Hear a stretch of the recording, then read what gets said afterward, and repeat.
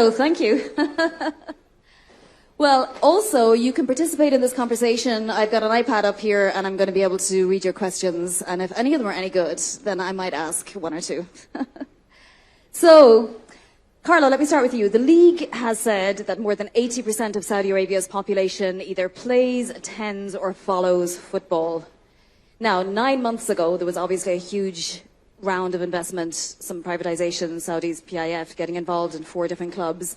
How do you make sure that those 80% join with those clubs and sort of get behind those clubs and continue to play, and that sport gets, mobilized? Well, we're obviously capitalizing on that massive interest in football in this country. But what we set off to do is to make sure that we deliver to that 80% of the population, hopefully more around the world, the most entertaining product that we can. And that's a very long-term journey for us. We know we're not where we need to be, but we'll get there, given the trajectory that we've already started on. But it is essential that we engage with them in a very practical sense and deliver to them the type of entertainment and aspirational goals that they can attain through being an active participant in the sport.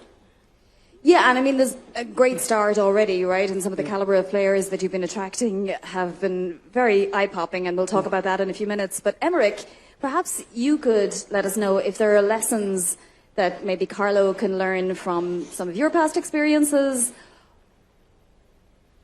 Look, I think your point on participation is key. Ultimately, in football, a lot of the energy comes from the communities. It's very organic, and if you really want to have a successful league, it is the most important component. Without that, you can create the biggest stadiums, you can bring in the best players. Ultimately, we've seen it during COVID. An empty stadium is what kills sports. So you're starting on a great footing for sure. All right, well, let me spell it out a little more, Emmerich. What can you tell Carlo about the difficulties that come when a country decides to invest heavily in sport? For example, China. Look, participation is one of the biggest difference. In China, the participation in football is around 15% of the population. It's 80% here. And also, the big benefit Saudi is I think they're trying to build an entire ecosystem when the policy in China was very much about trying to win the World Cup by 2050.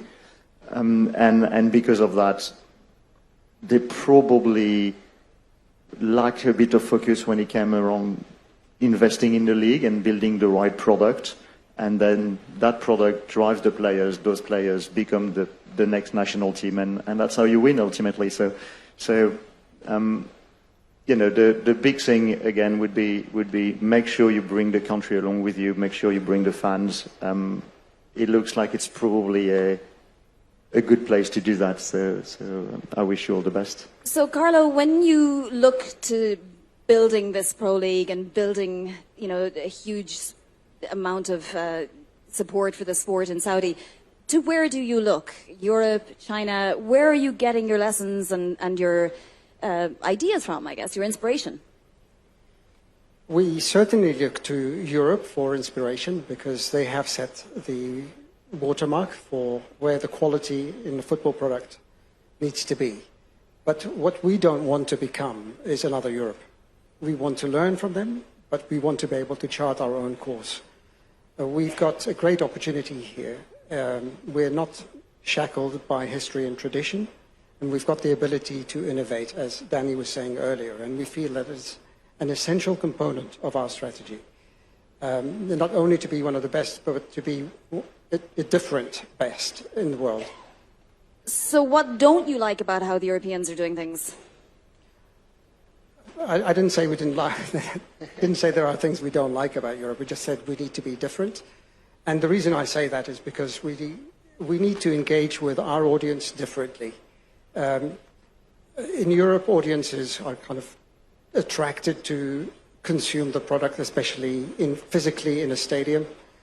Here we are slightly behind on that front. We need to upgrade our facilities, make the customer journey a lot interesting and that experience a lot better than what it currently is. So almost a clear field ahead on how we can envision what that should look like and how to best deliver it. The same applies to the product in the virtual world or the digital world via television, however they consume it. And we've got to become what they want us to be rather than just have them accept what we are. That's so fascinating. It's sort of the other way around, you know, looking at it that way. I was reading that, for example, you can get a ticket for between 20 and 50 SAR for regular games for, you know, a whole season of, you know, an Al Nassr game, for example, which is not prohibitive. So it's not the cost that's keeping people, an average income of maybe $30,000 a year from these games. What do you think it is if they're not coming? Well, it is that experience that I spoke about. It's making the decision at home that I'd like to go and watch a football match. How do I get my hands on a ticket, which is something we're trying to solve at the moment through a central ticketing platform to facilitate that decision. Will I be able to get to the stadium without having to spend an hour and a half in traffic? Will I be able to park the car? And those are purely decisions that you make even just to contemplate going to a match. Then you have to get your hands on that ticket. Then you have to get to the stadium. Access control, absolutely critical. Services delivered at the stadium. And in this country, for example, where we play our matches around critical prayer times, we've got to be able to provide prayer facilities. There needs to be a lot of upgrades to the facilities and to that experience. And eventually, once we get into the stadium, to get to your seat, feel safe, and what I mean by that is that, you know, you're not going to get pushed over. It's not about any other factors. But that seamless journey needs to be reimagined and developed and then delivered to our fans to make them want to come in and watch these matches. So that goes to the question of infrastructure to a large extent, Emmerich, and I'm sure you have a lot of experience with this as well. How do you ensure that the infrastructure is there? Because there's only so much that you can do, right, when it comes to building infrastructure. You can't force the government to do it for you. Well, clearly not in the UK, sadly. Look, the infrastructure, it's extremely complicated. And in the UK, it's not about building it, it's about finding a way to improve what is existing and build on what we have. The right way is to understand the client first, to understand what they want and what they are ready to spend in your stadium to make sure that whatever you invest, you're going to generate return on it. The second impact as well that's not to be forgotten is ultimately, football clubs are community assets, and obviously, if we drag all the business away from town into the stadium, it would have a significant impact in the wider community. So it's finding that right balance.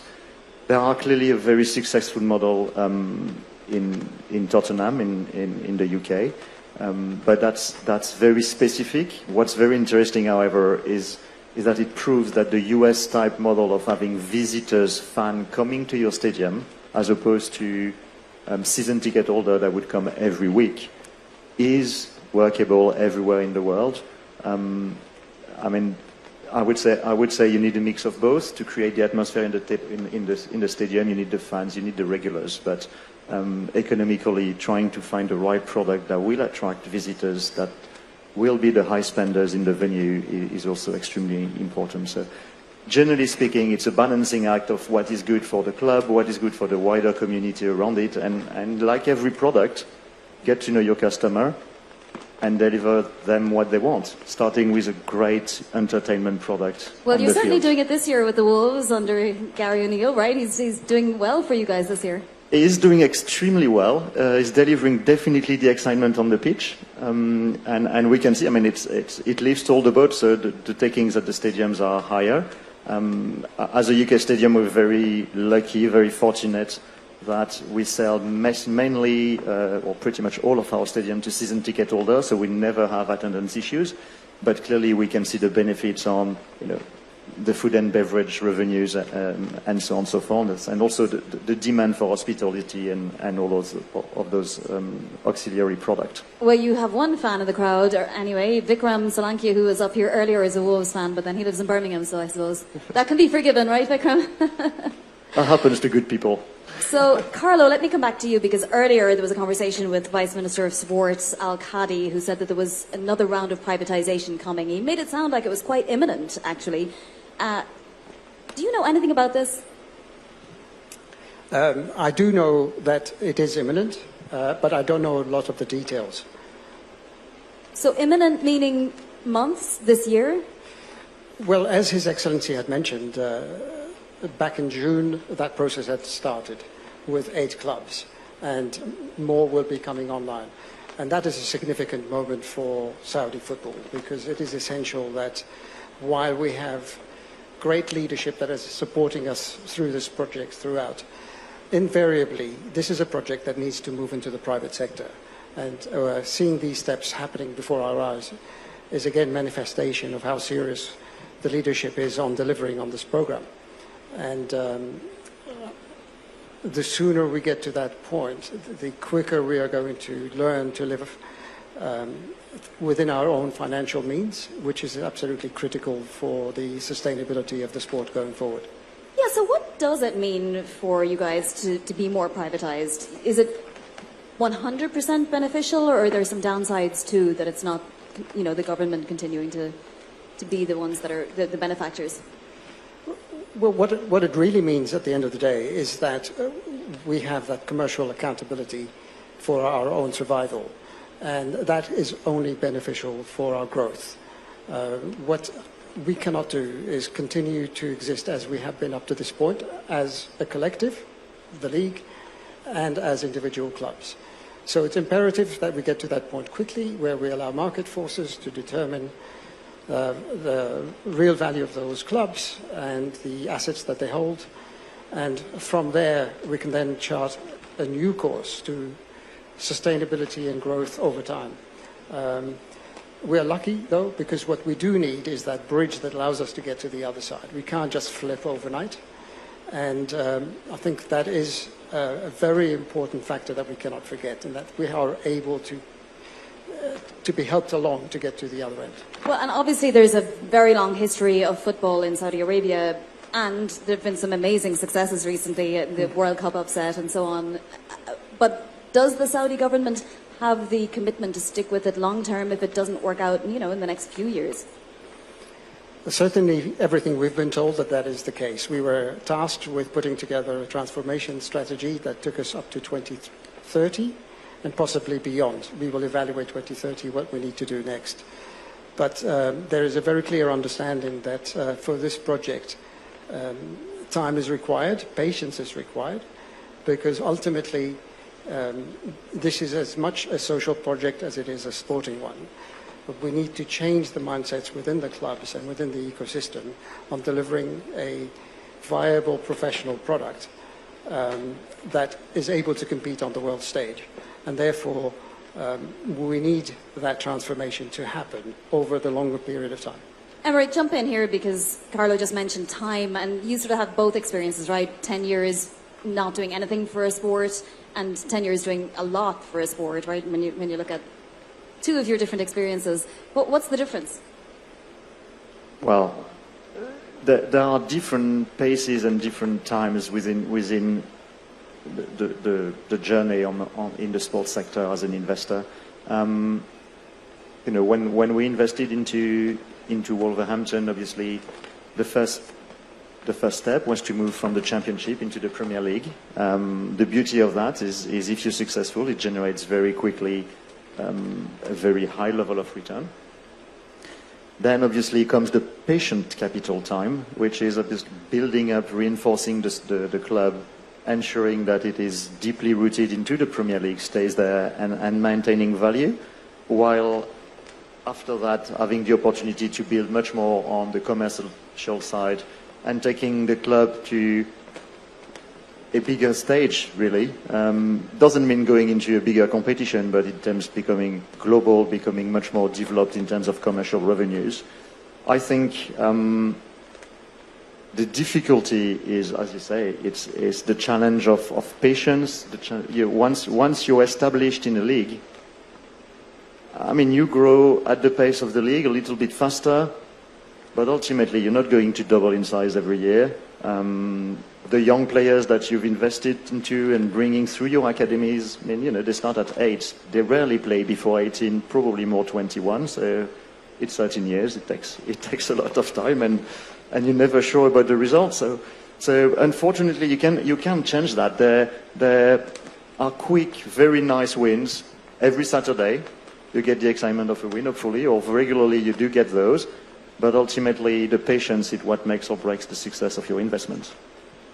So, Emmerich told me this was not a fair question for Carlo, but I'm going to ask him anyway, and then maybe Emmerich can answer it. Carlo, who would you like to sign? If you could have anybody in the world, who would be your dream signing or two? I already have him. He's sitting in the audience. Not of the ones you already have. Your next couple of signings. Look, I obviously have personal favorites. Some that already play for the club I love, so I wouldn't want to see them leave there, but I would love to see them in the Saudi Pro League very soon. Any player that adds quality to the league, and I know I'm dodging the question, but I will. You knew I would. Any player that adds quality to the league is somebody that we need to go and grab and bring them here. Because having them play here with the Saudi talent that we have will only fasten the rate of change that we would like to see in the league.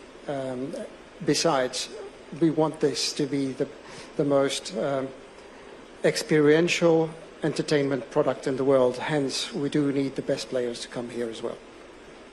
All right, well, I'm being told that I can't ask my follow-up, which was a very spicy question, so it's a good thing. Maybe we'll get to it later on. Carlo, we want to bring in Mandy right here because it's the perfect time. So, Edouard,